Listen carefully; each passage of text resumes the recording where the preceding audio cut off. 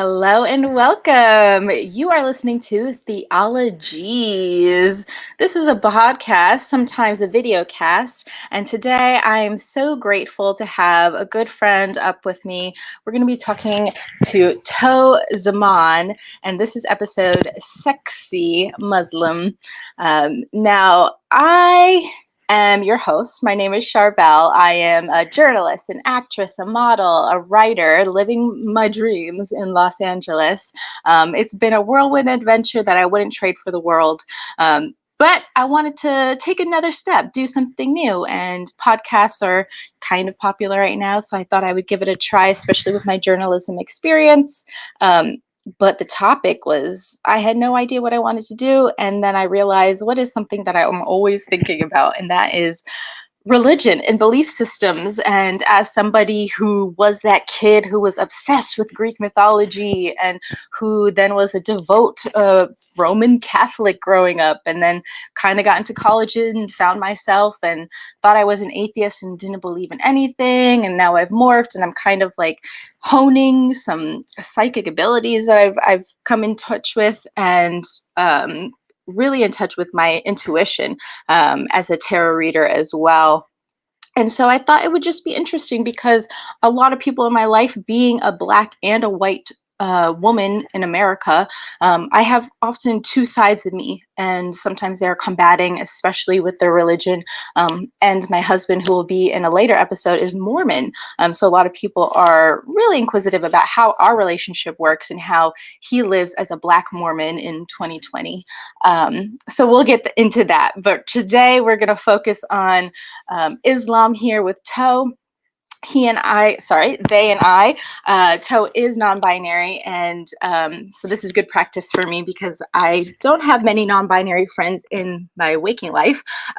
So they and I went to college together at Emerson College, and we had some good times. I vividly remember this beautiful performance Tau did our freshman year. We did this show called Black Monologues for Black History Month, and Tau did a beautiful piece about particularly related to their name in relation to Islam and 9/11.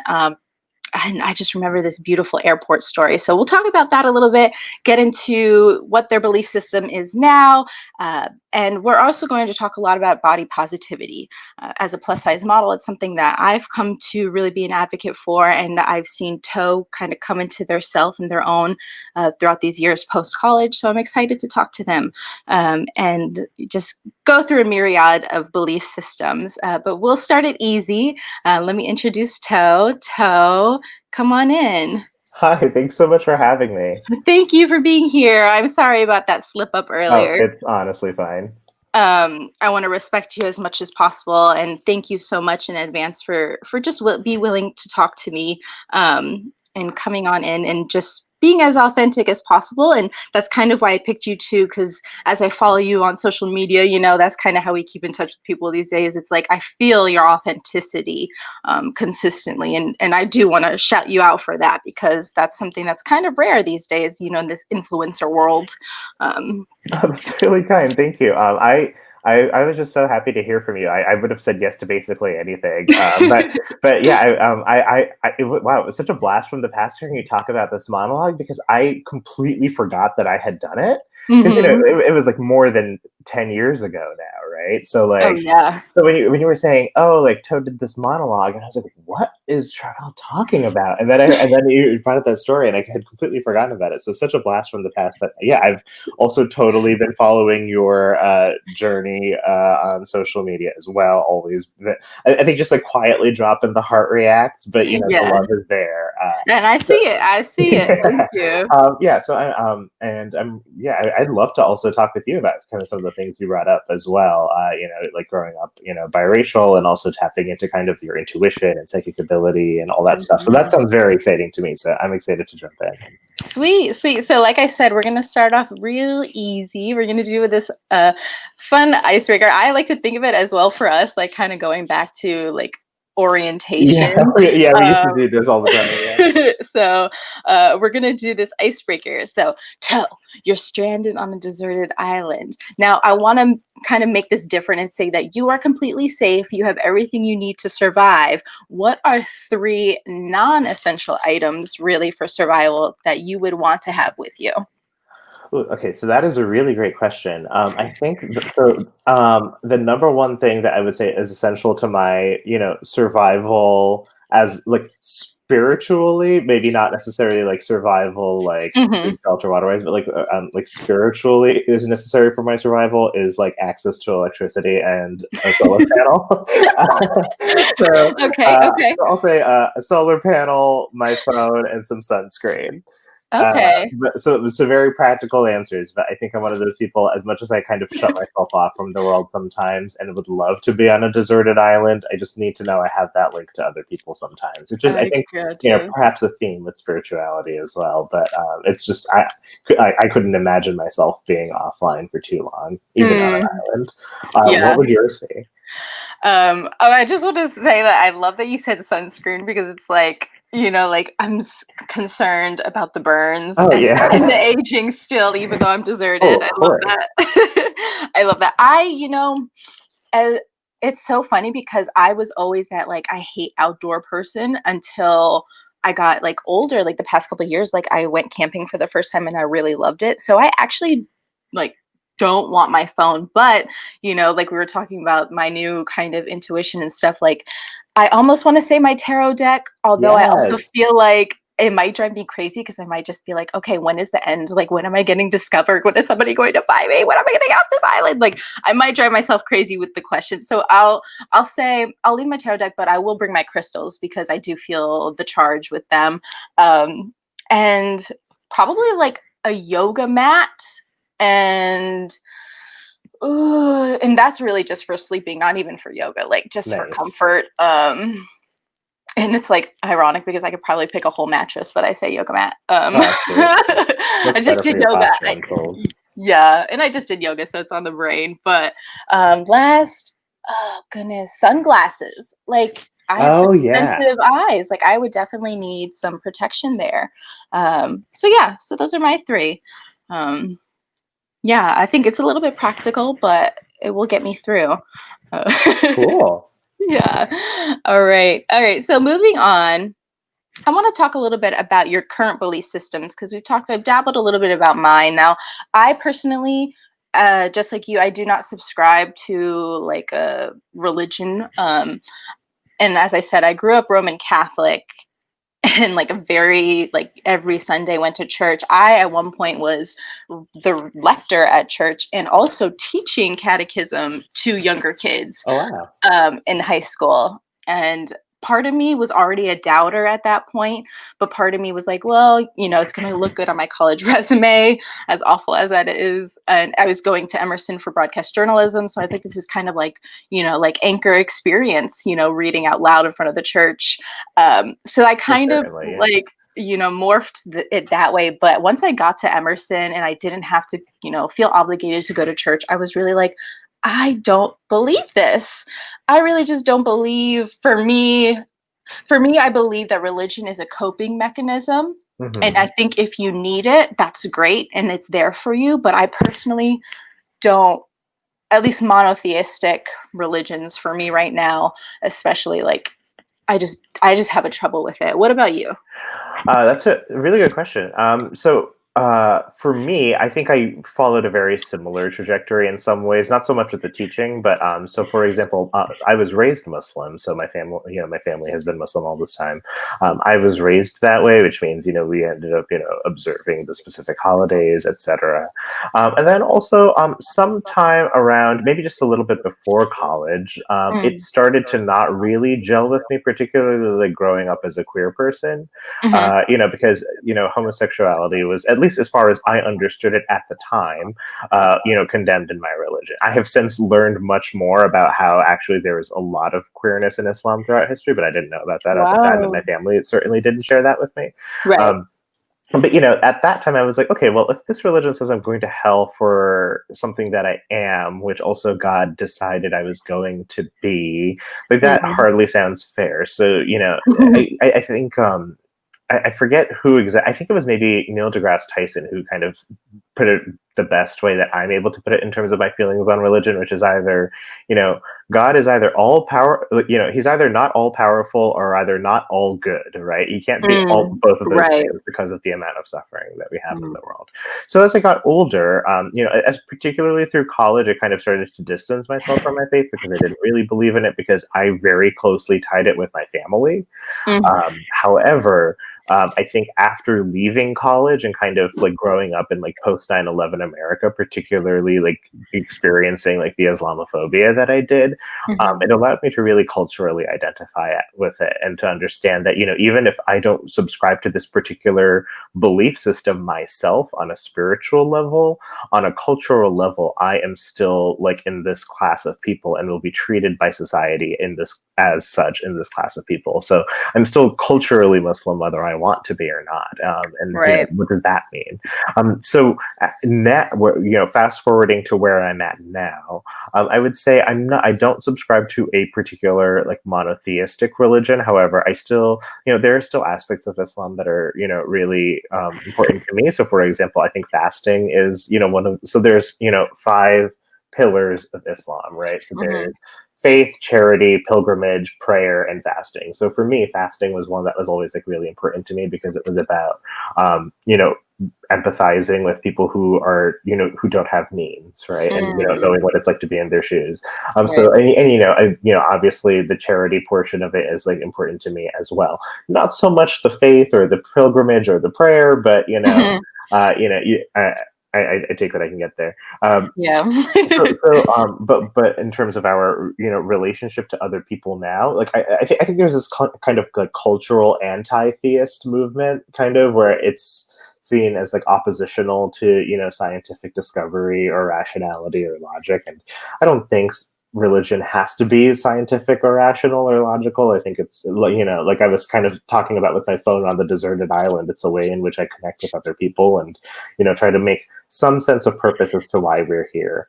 Right. So that's the value that my Muslim upbringing has for me. I don't know if that answers your question. Well, I think so because, and that's another thing is it's funny because and it's funny because it actually felt like I was coming out of the closet when I told my Hmm. parents. It was very much like that fear, that anxiety, that honestly, like feeling I was not going to be accepted in my family anymore because not particularly with my dad, but with my mom, who was the one that would take us to church and was so active, and her family, like, made her get married because she was pregnant because she's Hmm. Catholic. And it's, it was ironic because my dad was actually the one that broke down in tears when I told him and like couldn't believe it. And so, but the thing is, I told him is like, I think that this is a good sign of your parenting because if I can change my beliefs and if I can question it and try and create a path of my own, isn't that good parenting to evolve, right? To question and to want to create your own path. And so I think that's kind of what you're saying is that you're still evolving, you're still trying to figure out what you believe, and you have these roots, this upbringing within Islam that you're able to pull from. And it's the same with me and Catholicism is like I can value the virtues of the Bible, but I know that I can also take it at face value, kind of Right. thing. It's like I know what, and it's, I don't know if it's bad to say I want to pick and choose, but it is essentially like picking and choosing as we develop because these are ancient texts and this is a Sure. modern world. It's changing, it's ever evolving, and so I think we need to do so as well. Right. I particularly like your analogy to coming out because it's so interesting because when I came out to my mom and my dad as a queer person Mhm. which is I think politically a little too hard to explain to them, so I was just like I'm gay because that was just kind of like the simplest way I could say it to them in a kind of in a fashion that I feel like they would be able to digest. Right. They were obviously like distraught, but my mom was like, okay, like I still love you, be a good person and all that. But, Mm. but she's still very, very religious. So, a few years later, I had a conversation with her and I was like, so do you really think people like me, like, do you really think like all gay people are like going to hell? And she was like, I mean, that's what my religion says. And I was like, so hold on. So you think that about your own son? Like you actually think I'm a bad person who deserves to go there? And she was like, no. And I'm like, well, then you don't believe that. And then, but she just like I just think she like hasn't put those parts of it together, right? Like, right. So I think maybe that's like one of the problems that I have, particularly with organized religion. So like Islam literally means submission. Right. So, I think that there are some things that I just cannot submit to without questioning. And that is the part for me that I feel like, I'm probably not considered like a good enough Muslim to like identify as such on a religious level, if not a cultural level. Interesting. I did not know that that's what it meant. Yeah. But in a lot of senses, that's most religions, is that submission. Right. It's giving yourself up to, a higher power so that, in your afterlife, you can still enjoy yourself, I guess. I don't know. That's sure. It's tricky. Well, there's a lot. Like I would say, yes, it's true of most religions. I would say, the religion I was raised in had a particular preoccupation with submission. So, like with prayer, 5 times a day, you literally like get down on your knees and bow your forehead to the ground and pray. Right. So it's like and again, that is fine. I am not judging people who do that. Like I believe you should do whatever brings you like peace and delivers, the least harm to the world. So like do that.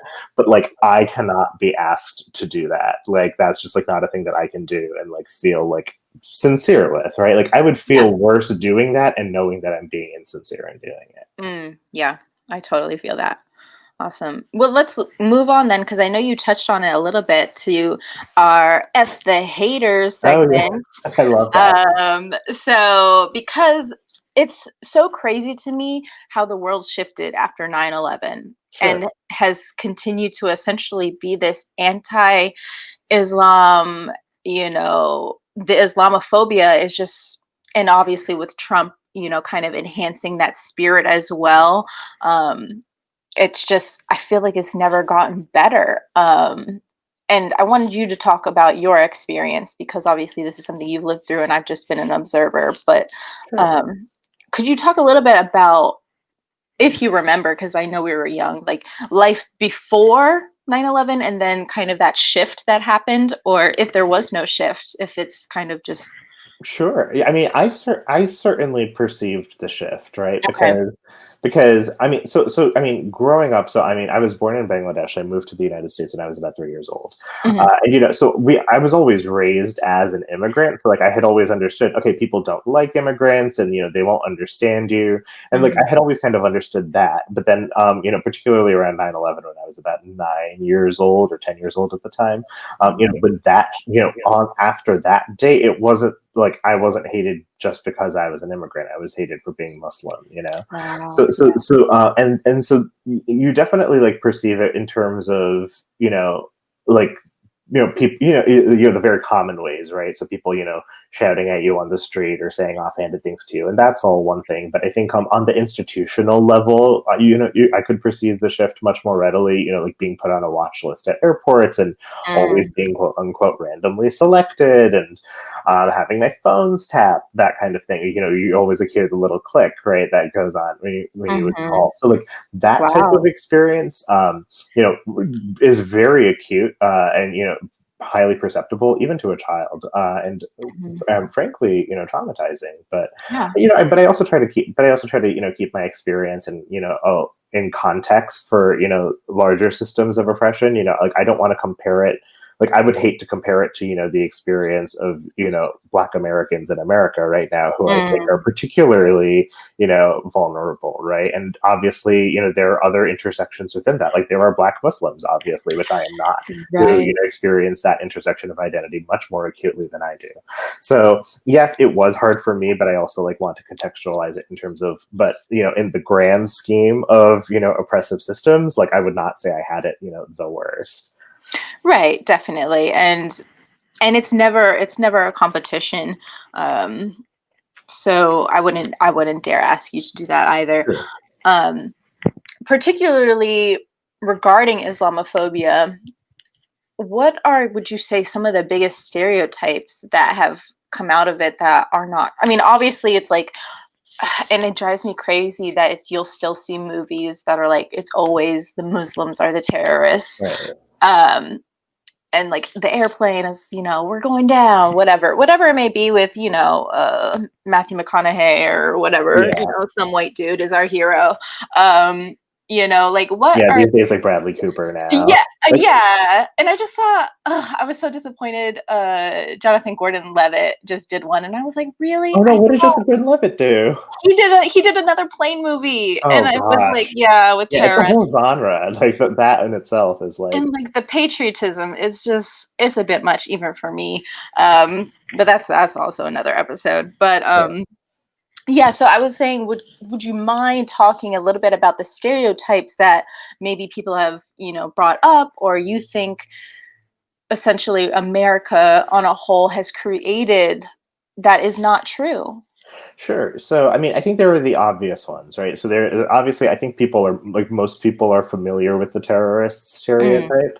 of course, yeah. Um, but I think beyond that, unlike perhaps some other religions, such as like, say like anti-Christianity sentiment or, anti-Semitism in Mm, some cases, I would say Islamophobia in particular is racialized in a way that a lot of other religions are not. So it is almost inextricable with Black and brown people. You don't always, yeah. if you say Muslims, you don't picture white Muslims particularly, Hmm. even though there can be, and right, there are, white practitioners and POC practitioners of other religions. But when you say, Right. Islam or Muslim, people always perceive, brown or Black people pretty much. Hmm. And so, if we're talking about stereotypes, the fact that that's the first image that's called to mind already kind of puts us in this kind of colonial mindset, right? And then from there, in addition to the terrorist stereotype, there's also just this general idea that people are, intolerant or backwards or, like all hate queer people as if there aren't queer Muslims like me, as if we don't exist, right? Right, right. And then, particularly in terms of, how it intersects with like the larger, like American colonial project, like Muslims, are very easy to, scapegoat, right? So, Mm, when I look at like our international politics and particularly like the United States' relationship with Israel, it is very, very easy to say that, oh, all Muslims exist in opposition to all Jewish people, hmm. right? Which is obviously not true, like at Right, all. And actually, I right. think there's, a surprising amount of, overlap in a lot of areas, but it is politically necessary to, frame it that way as, white Jewish people versus scary brown Muslims, right? So Yeah. we're often pitted against each other when, we don't need to be. So I would say those are the particular stereotypes that stick out to me. But I'd be curious, but I think I'd be curious to kind of hear like if that aligns with what I get again, like because that's my experience, it's hard for me to see outside of it. I'd be curious if Hmm. that aligns with, what you've perceived. No, definitely. And it's interesting because like I said before we even hopped on, like I really have not had much interaction with Muslims and people of Islamic faith because, and or not even because, but or if they were, like I didn't find us talking about it, like I wasn't asking questions about their faith. And that could be in part because I was always questioning my own. Hmm. So I really have media, but I always knew that, this overgeneralization of, oh, they're all terrorists I always knew that was never right. Even as a fifth grader during 9/11, I was like, okay, let's relax. Like, Sure. you Well, I know, think even beyond the terrorist stereotype, like I think you have to look at like Borat, right? Like mm, Borat was like one of those like portrayals. Like that's not a terrorist portrayal, but it's still just like a portrayal of like people from the Middle East, right? right. And Caricature. right, and Yeah. that caricature, I think it was so harmful, right? Because it was Mm, always like, okay, these people will never be able to assimilate, right? They're so completely alien to us. They could never speak like us. They could right. never, speak proper English. They're really like they're really obtuse and don't pick up social norms, right? Like so Yeah. I think there's the terrorist stereotype, which is harmful, but I think the much more insidious stereotype is this idea that like Muslims are Mm, like completely alien, right?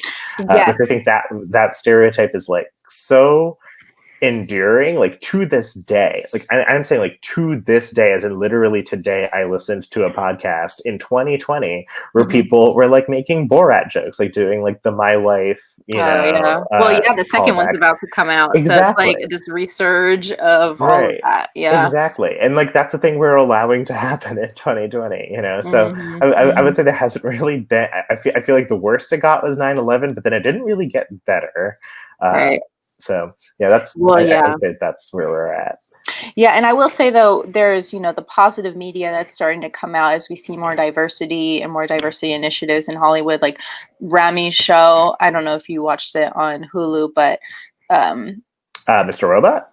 No, not Rami. Rami Ismail. It's a show called Rami on Hulu. Oh, okay. And it follows this modern day Muslim who, is like, do I get a wife? Do I keep dating white girls and sleeping with white girls? And then you just you're immersed in this culture that, we really have not seen on this scale. And it's done through comedy. So it's like, lighthearted where everybody can kind of enjoy it. But it's like the messages are very clear. It's that there is not one type of, Muslim. There's not just, and in the second season in particular, Mahershala Ali comes on, so you see the Black Muslim side of things. Right. And it's just really interesting. And I really appreciated it. My husband and I watched it, like, we killed it probably in 2 days. We really enjoy it because it is a different narrative and it's a different, culture that you can kind of get this peekaboo into. And I love that. I'm able to do that. I saw I saw like a lot of trailers for it actually, though I maybe I should give it a watch. I guess I didn't feel particularly compelled to see it. Just like I think the best way I can explain it is like, how a lot of Black people I know didn't particularly want to watch Blackish or Black AF, right? Yeah. Because either it kind of confirmed or expanded what they already knew, or it didn't align with their experience. And like I feel like for me, like I'm not asking myself, should I be dating white girls? Right? I don't think so. Right. So like for me, like living at like the queer intersection of Muslim identity, it's like I'm probably gonna have to wait like 50 years for like that show to come out. Well, it's or I interesting. could There make actually my is. There's his uncle. We find out in the second season is queer, but yay, that's awesome. He's older, so you see that closeted 50-something-year-old who's had to keep all of his relationships, under wraps. And it's like, they hit one of, I think it's his current, fling or whatever, is like, it's time for you to like, just be yourself, be your authentic self. And he still cannot do it. And like his old flames are like all married now. And he goes to, confront them like, I loved you. And it's really heartbreaking. Oh yeah. That is a tragic portrayal. Yeah, it really is heartbreaking. And I wish they could have, definitely contrasted that with a modern, somebody more youthful getting into it. But it's all good. They really do cram a lot into it, especially like you were also saying with the being an immigrant first, is you see that with his parents as well, that language barrier, like his mom becomes an Uber driver and you see her stars go down just because she cannot communicate with the people she's driving. And it's just really interesting. And they should probably pay me for this plug, but I mean, hey, they might have one more viewer because I think I'm going to check it out now. Yeah. But yeah, so I will say that has definitely, I feel like, at least changed my understanding and has encouraged me to, think outside of the box and less about, like you were saying, like as a group of people that cannot conform or be a part of American culture. It's like, that's not true. They are already a part of American culture and have contributed so much already. Sure. And it's just so interesting, right, that there's this idea that these people are like unintelligible and like can't conform when like we have so many like angry white militias in the States who are so angry that they're like incomprehensible, like they don't form like complete sentences, right? But those people are considered like perfectly assimilated, right? Well, yeah, and it's like you never associate the Ku Klux Klan with Christianity, but that's who they are. They're the Christians in our country who, are on the Bible Belt for the most part, and they burned crosses, for Pete's sake. Like, that doesn't, tell you, it's just crazy the way that we kind of look at religion. And because we are a puritanical Christian based country, that has really just oozed and kind of stayed in this background of our daily lives and everything we do. And that's all I'll say. I want us to move on to our next, which is the holding me back, which is, I guess, pretty similar anyways. Is like, let's talk about the things that, religious rules, maybe parents' ideals, societal standards, that maybe have held us back from being our most authentic selves. Or even not even us personally, maybe the world, what could be if these things are not in place. Like, sometimes I wonder if my parents had not had to get married, when my mom got pregnant with me, it's like, what would my life have looked like? And it's a lot of that. And how would you say it's held you back, or what would you say are some ways you've noticed that it's held you back? Right. And we're going to get into this a little bit later, is the body positivity and the self-esteem. Sure. I feel like because of the, like, women are supposed to be chaste and, like, save yourself for marriage, and sexy is bad. So I feel like a lot of that prevented me from coming into my own. Definitely that college was like me being like, oh, like, I can be sexy as I am. Like, and this is also like just diet culture seeping into, my life and my parents' life. And it's really a generational thing as well, that needing to be skinny. But I think also it was that Catholicism role of women mentality of like, okay, like, you always have to be good. You always have to be nice. And I think I also not only would have maybe found my self-esteem and felt stronger within myself earlier if I didn't have that, but I think also that I would have just been able to stand up for myself. Like, I felt for a long time that I had to just be nice to everybody. And that was the good Christian way. That was me being a good Catholic girl, was being nice and, like, never being mean, even when people were hurting me or putting me down. Yeah. It's like almost just like, take it, be the bigger person, they say. But it's like, how many times can I be beat down where, why don't they ever have to be the bigger person? Yeah, right? Exactly. Yeah. It's like, I'm just going to break at that point, you're just breaking me. So I think that would have maybe given me a voice earlier. Because even now to this day, I struggle sticking up for myself. And it's definitely something I've gotten better at. In like speaking my opinion and saying what I feel in the moment. But I think the Catholicism really had a lot to do with, okay, like, keep it inside, or, like, save it, save your anger and bad feelings for when I go to confession with the priest, whatever it may be, which was very rarely anyways. But that's what I think. How about you? First, that's a really good answer, and I want to thank you for sharing that with me. I think for me, the cultural and religion. So just because of the theme of the podcast, I'm giving this from a religious lens, but it might seep in elsewhere. So I think for me, because submission was always really, ingrained in me from a young age. Just like the inability to question authority was always something that like really held me back, or just the refusal to even answer, simple questions to concerns that I may have, is something that always really rubbed me the wrong way. And then in terms of, our I would say our religion, comes from collective societies as opposed to individualistic societies. So you're not really supposed to rock the boat, and individualism is frowned upon to a certain degree. So you kind of don't want to stand out, and you always want to be, serving others. Like the whole is much better than the individual. And with that, kind of comes this expectation of modesty, right? You should never be like too proud of anything, because you should always, be expected to be modest, which are all, not the worst things to, ingrain in a young person. But I think the problem with most organized religion is that it's inflicted on young people before they can consent to it, right? So they can't really, agree to adopt that, mindset or lifestyle. So, it was interesting because I thought I was going to be so free once I got to college, right? So, I was growing up in Rhode Island, which is basically the Florida of New England. I would agree. Yeah, it's like not fun. I grew up there my whole life, and like literally from like age 10 onwards, I was telling myself like I can't wait till I'm out of here and like I'm going to college in like Boston, which is like the great liberal open-minded place that I know it to be, right? And then I think we both moved there and learned that it's a little more complicated than that.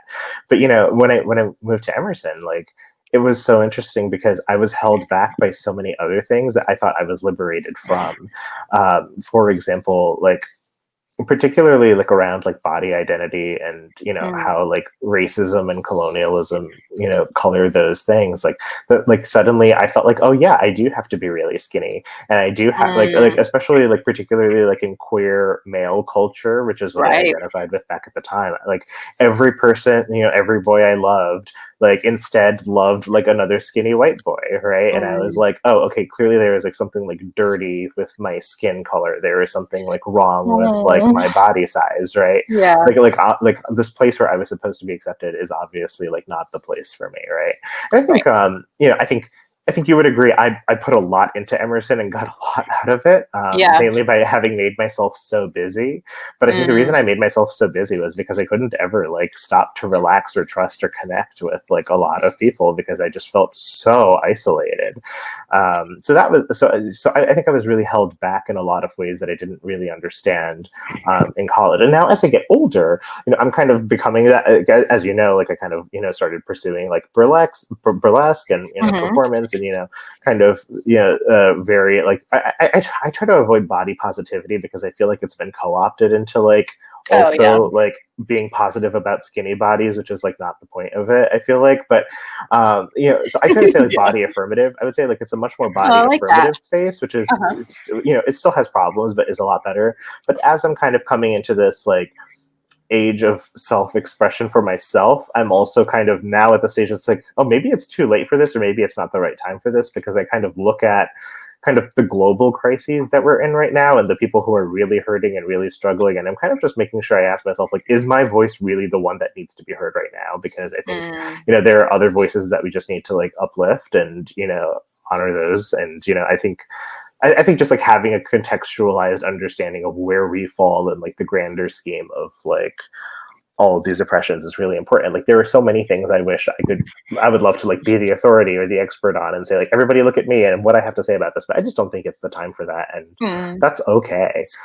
Yeah, I think that's beautiful. I like found my spirit getting warm as you talk, because I love that you have that mindset of like, it's bad for my people, or it has been bad, but it's not the worst. And I think, that's so important, is especially like there's so many people that want to be allies now, but they, like you said, they want to be the experts. They want everybody to look at them. But then when they open their mouth, it's like, you actually don't know what you're talking about. Oh, absolutely. I would say, I really have a frustration with like even people who I've considered very close friends that I have had to like end friendships with because I found like their allyship to be very conditional or like very performative. Like they would publicly be like, willing to like reap all the benefits of appearing, to be, quote unquote woke, but like would not have to put in any of the labor of actually like protecting or caring for the people they purport to be an ally to. Yeah, no, I totally get that. And so, so I'm appreciative that you are speaking on it, because it's like I said, it warms my spirit to see that there are people that understand that and don't want to take up that space that is not theirs. Sure. So thank you for that. And also just bringing it back to like, it's so crazy because I was very similar at Emerson. I just kept myself busy. And I remember like that year after graduating that like, you put all those like leadership roles in your signature and your email. And then like I had to remove them all. And then I didn't have, like all these extracurriculars. It's like, who are you when you're not your titles? Yeah. Right? And it's like, I was so lost for a while. I was like, I don't know what I'm doing with myself. Like, oh man. And even to this day, like I always have to be doing something. And my husband is the opposite. And he's always just like, can you just like chill? And I'm like, I absolutely cannot. Like I have to be doing something. But it was very much the same, because I went to Emerson and I was like, oh, this is going to be great. Like people I'll say people because I now identify as pansexual, but I will Right. say that I was not really open with it at Sure. Emerson. Mm-hmm. But I would say people were not, or at least not openly with me, interested in me in high school. And I thought, oh, that's all going to change in college, right? There's going to be so many more options. There's definitely going to be somebody for me. And it was crickets. And then very similar, I saw, especially like for me being like an almost 6 foot tall woman, it's like my options are already limited. Who is like so stunning, but you have to understand, like, it's like you and I know this, but people who listening who might not know this, but like all Emerson boys by and large were these like diminutive, like scrawny VMA majors, very average, who would not be able to handle that. Well, and that's what I see it as now, is like this very intimidating, strong, woman. Even though I maybe didn't have the self-esteem that I have now, it's like I've pretty much always, I feel like, been able to carry myself in a room, and so I can see how that could be intimidating to younger men. But yeah, so I definitely was like, oh well, if I'm not gonna have a boyfriend, then I'm gonna be busy all the time, and threw myself into that. But yeah, and that was again also part of it, is like that I had this inner conflict that was like, do I have sex before marriage or do I wait? And like, am I bad? But also a part of me was just like horny AF, like, and it was I mean, like, it's college, and like you've been nowhere other than your house for the last 18 years, right? And I didn't party in high school, and I barely even partied at college. But I was like, surely there's got to be somebody in this dorm.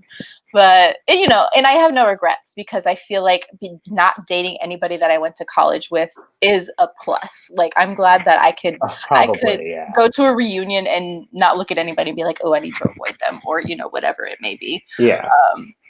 So yeah, so very similar experiences there, for sure. Let's move on, because we're talking about, I love that. What was it? Body affirmative? Oh, sure. Yeah. That just seems to make sense to me. But I like that. Not cocky, confident. Yeah. Yes, we're not cocky, we're confident, and that was also a part of it, is like this mentality of that pride, right? Pride is a sin. It's one of the deadly sins. So it was like, okay, like I've always been into fashion, and I love, and also I've always been really sick with like my skin has always been really bad, and so I also used fashion as a way to distract people from my skin. So like throughout high school, like I never wore an outfit more than once. I was just like that creative with creating them. And so it's just like that has always been kind of like my outlet, but I never felt like I was worthy. It's like, okay, my outfit is got people talking, but they're not talking about me. Like, they couldn't be talking about me. I'm not cool enough. I'm not worthy enough. And I think also that has to do with like that pride, those deadly sins. And Catholicism is like, okay, I always had them in the back of my mind. Like, okay, as much as I want to be the popular girl, it's like, that's bad. It's bad to, want to be popular almost. But now that I've come into my own, like grown into my skin, even now, this past summer has been actually very similar to what I was experiencing in high school. And so it's been really tough, because it was a lot of trauma coming back to the surface for me. I'm sorry. Yeah, but it's funny, because back then, what I would do is I would just pray. I would just pray and pray and pray, and nothing would get better. And like, I would even go to prayer services, and they would pray over me. And it got to a point where I was like, this is ridiculous, and even now I was trying to, do my different thing, which is like meditate and manifest. And even that, it's like, you can only do it so much before you realize like nothing that we want, we can do on our own. And so even if I pray as much as I want or manifest as hard as I want, it's like, I need science. I need doctors. I need, people working for me to help figure out how to heal me. Because our minds are powerful, but at the end of the day, it's like, my mind is not what's causing my outbreak. It's like, it's actually allergies to my environment and my food and my hormones. And it's just like all of these things culminating. And that's kind of a big thing. I was trying so hard to go about it differently this summer than I did in high school. And I felt like I was not getting anywhere. And I ended up in the hospital a couple times. But honestly, I felt like now that I'm looking back on it, like that's what I manifested, was that break, was that, okay, it has to get so bad that I actually get the help I need, kind of thing. Is like that had to happen.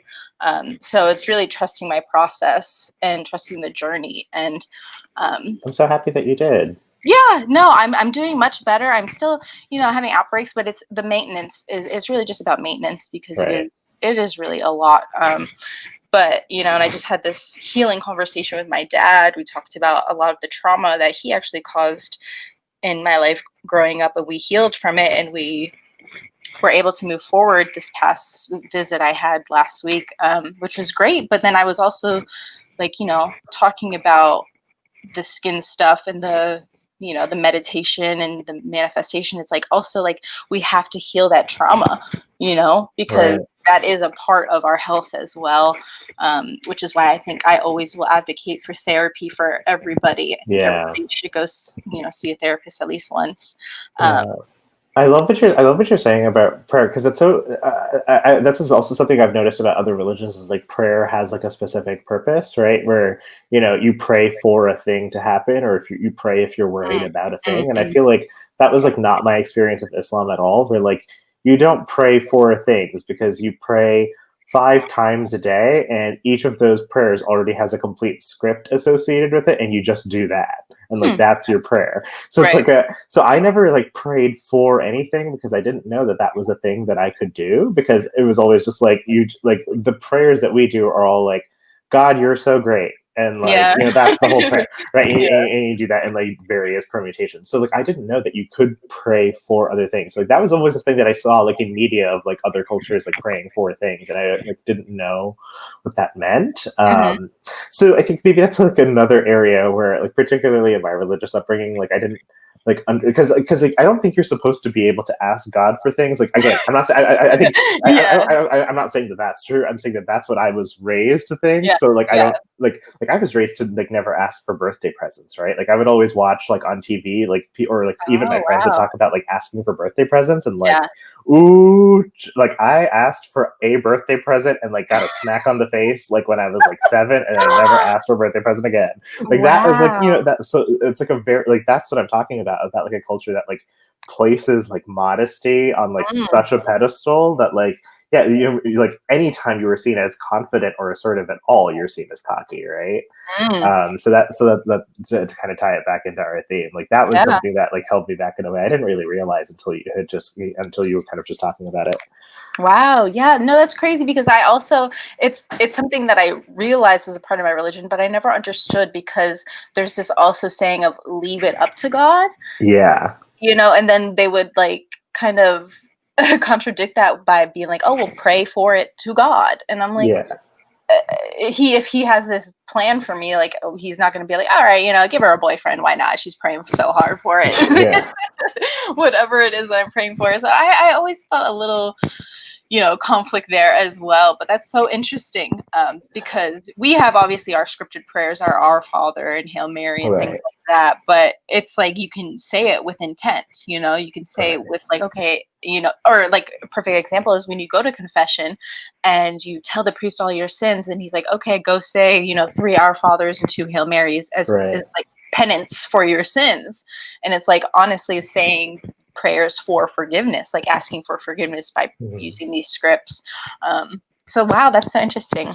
I was always really intrigued by that confessional model, because it seems like you never have to perform restitution for the people you wrong. Like you can just pray it away. You can you can just admit it, say it out loud to the priest who will allegedly tell nobody, and and then pray for forgiveness, and then you're good. That's kind of cool. It's interesting. I could see where it helps a lot of people get things off their chest. It can be probably very therapeutic for people who use it. I guess it's a fair system when so many sins are just thinking things in your head, right? Right. Like, okay, I guess that's a fine reason, but but when it comes to actually doing things, I would hope they would take action, but you never know. And so I want to just talk about like our personal also like self-esteem journeys. Sure. What would you say? Well, do you feel like the person you are now, do you feel like you have a high self-esteem? Do you feel like you're very confident in yourself, or do you feel like you have, a lot of growing to do? That's a really good question. I don't know if confident is the word. I would say that I trust myself. And I don't know that that's always the same thing as confident, because I think if I said I'm confident in myself, that would send the message to me that I know what I'm doing and I'm doing it right. And I think that was something I was convinced that I was and was going to portray myself as, like, particularly throughout college, was like as a confident person. Like, nobody could know that I had insecurities or, instead of saying that I'm confident, I would say that I trust myself, which is that I have many, many insecurities that will take a lifetime to work through, but I trust in my ability to seek help where I need it. And I trust my ability to hold myself accountable, and to, try to keep working on those things. I like that. Yeah. You trust yourself. Oh, that's interesting, because The not truth is I'm there. not confident, right? I don't feel confident about so many things about myself. Like, I would be lying Okay. if I said that I did, right? But I don't want to send the message that I'm like, I hate myself, or I'm Right. negative about it, because that's not true either. So I think that's kind of the best way I can put it, is I trust myself to figure it out. What Yeah. about you? It's interesting, because I feel like that's the part I'm missing, is the trust in myself, because right now, like, my inner monologue really is the driving force of my life. Like, she is all over the place, and she's always in my ear talking about, judging me, criticizing me.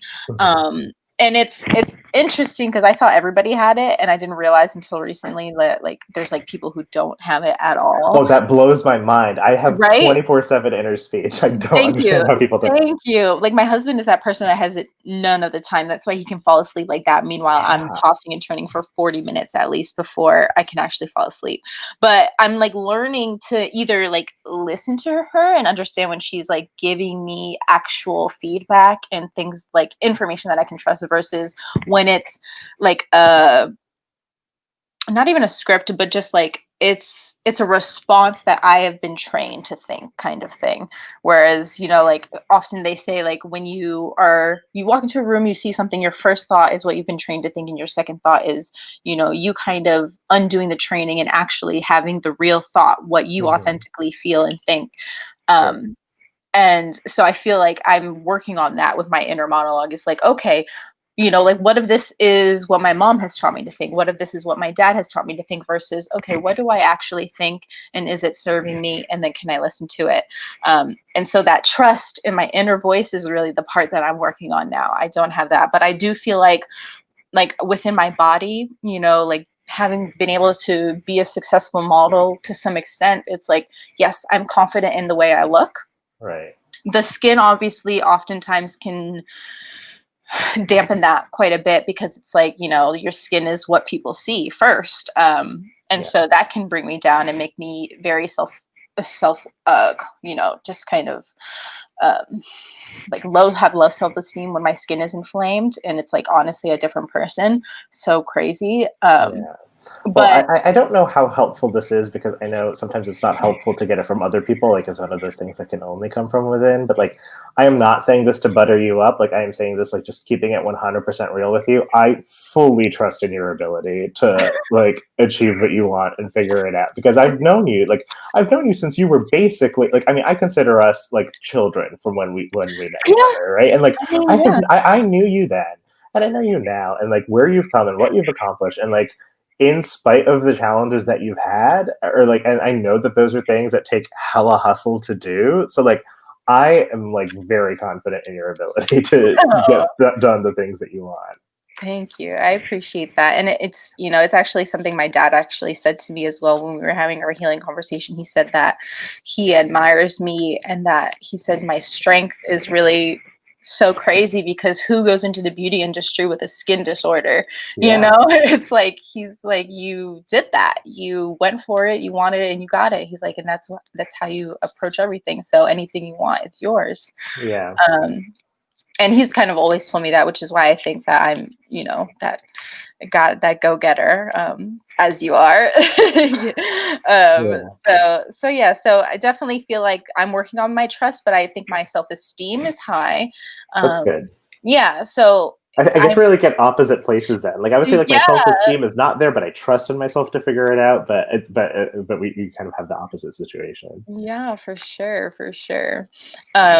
Okay, I'm gonna wrap this up because Sure. we're almost at an hour. And do you mind if I do a quick tarot pull for you? Oh, I love that. Oh, I wish we could have talked more about tarot, and we have to some other time. Okay, we will. I'm Yeah, very about it. definitely. I would love to do like a full reading for you. I'm open to that as well. I'm doing them through my, I don't know if you've seen, I have 2 Instagrams now. So I have my modeling page, which is at the Charvel, and then I have my tarot page, which is Siren Says Tarot. Right. And I started that this summer, and it's honestly like helps part of the healing process as well, because that's where I feel my most authentic, is like this modeling page has become so much like influencing, and like just men, Yeah. honestly, just spectators.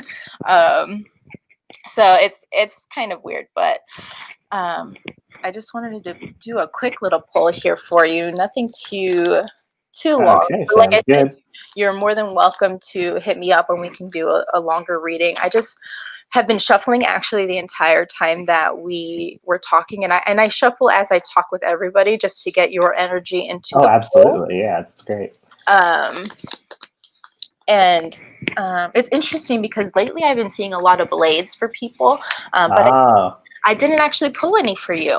Oh, that's great. That's great because I think I'm like I think I would characterize my life as like a 10 of swords. Really? That's Yeah. so interesting. So, and that may just be because you've already got your strategy set in place. Yeah, must be. You've got that path planned out for yourself. I pulled a gourd and a staff, and I actually pulled a coin. I'm not sure if it's for you, but I'll take a look. The first one we pulled though was the 9 of gourds. Which I love because this is kind of like, I feel like the energy that we've been creating here is like this happiness, this willing to share. It's actually about spiritual attainment as well. And like, it's just letting you know that you will get what you desire. And I think in terms of like our conversation as well, it's like, and being able to share your experience and your journey, like that's a huge part of the process in itself of self-growth. So this is just, here to tell me that, let's see, enjoy yourself these next couple of weeks. Let's see. There may be some temptations coming your way. Okay. Halloween's right around the corner. So just be wary of those and try not to let them suck you in. But there may be also a lot of satisfaction in your relationships or the workplace coming into effect in the next couple of weeks, which is really cool because Mercury is retrograding right now, and so is Mars. So it's like a really crazy time for communication. So if your relationships are about to blossom, like, good on you, because that's what I'm pinning my scheduling snafu on. I literally thought we were doing this yesterday. I'm so sorry about that. No, it's totally fine. And then I was like, oh no, what did I do? I thought for sure like it was my fault. And of course, that was the day I let myself sleep in because it's my husband's day off. So I like. Oh, good. No, I'm glad you slept in. It was my weekend, and so like I woke up to that, and I was like, crap. Oh no, sorry. But no, it ended up being perfect because as long as you were able to still come on today, that was perfect. Absolutely. So I'm glad. And then so let's get into this second card, which is the 7 of Staffs, and Staffs is kind of like our journey on a whole. And this card is saying to make sure you're standing your ground in the next couple of weeks, and maintain what you have built thus far. So there may be, like I said, those temptations I think are about to come in, and they may try and break you down or make you a little weak on your ground. But just try and create like something that really anchors you, something that keeps you grounded.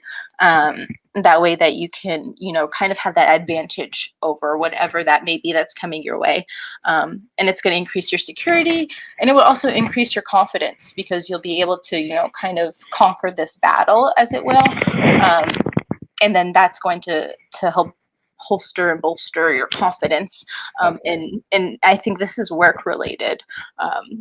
It seems to me like we're having this work message coming through. I don't know if that resonates with anything you have going on. Yeah, sounds good. Okay. And then lastly, I will read this card for you. So the deck that I use is a little bit different because instead of kings and queens, it has mama, papas, and lil and youngs. Oh, it's so cool. So this is actually an African diaspora deck. So it's okay, like, that would explain the gourds. yeah. So like we use gourds instead of cups, staffs instead of wands, blades instead of swords, and the collages are beautiful. So like when we do that other reading with you, you'll get to see that. But especially with these royalty suit cards, because everything is done with a purpose. Like the eyes are literally somebody in our real reality. And it has a meaning based off of their natal chart, their astrology signs and I things love like that, and who they are. But briefly, I'll tell you, your little coin is all about growth and renewal and diligence and courage. So again, keeping up with that, standing your ground, being able to face whatever temptations or whatever is going to try and kind of break your stability a little bit coming forth. This card is telling me that you got it. You got this strength within you. The eyes on this one are actually Quavenjane Wallace. Oh, yay. Yeah, so, just that bold, like, go-getter, right? She's always gone for what she wants and she gets it. And I feel like it makes a lot of people uncomfortable because she was this little kid that was so strong and confident in who she was. But really, that's the little coin. They know who they are. They're confident about it. They have the courage to face any battle that comes their way. And also this card is encouraging you to move forward, to create some new foundations, to, maybe some new endeavors, whatever you want to start. Now is a good time because you're super strong right now. And you may feel a little stubborn sometimes or narrow-minded, but this is saying that you're just streamlined, you're grounded, you're centered, and you have the energy necessary to cultivate the land around you is what it says. So it's Great. growth, a lot of growth is possible right now if you're able to stand your ground and make it through these temptations that are going to come up. Okay. Thank you so much for that reading. I really appreciate it. You're so welcome. All right. Do you have anything you would like to plug or anything? Let's see. I'm very online, so people can find me at TAU Z as in zebra, A M as in Mary, A N as in Nancy. So at Tau Zaman on Twitter. I also make a podcast called Caravan, which you can find on at Caravan Radio.